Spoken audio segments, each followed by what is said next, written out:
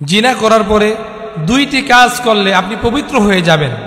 এমন দুইটি কাজ রয়েছে যে দুইটি কাজ করলে আপনার জিনার গুনাহ মাফ হয়ে যাবে।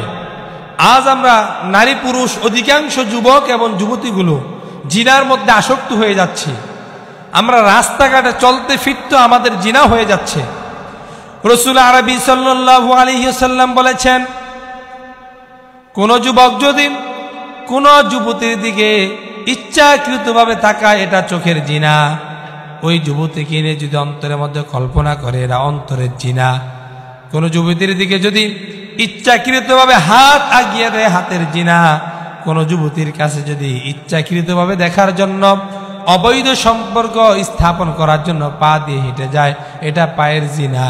এরকম করে আজকে আমাদের প্রত্যেক যুবক এবং যুবতীদের কাছে হাতের গুনাহ, পায়ের গুনাহ, চোখের গুনাহ, অন্তরের গুনাহ আমাদের দৈনন্দিন জীবনে হচ্ছে। যদি দুইটা আমল করতে পারি, আল্লাহ তাআলা আমাদের জীবন থেকে গুনাহগুলো মাফ করে দিবে।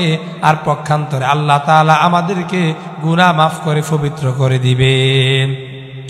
বনি ইসরাইলের একজন মহিলা নিজের জীবনের অর্জিত সম্পদগুলো দিয়ে ব্যভিচারী করেছে।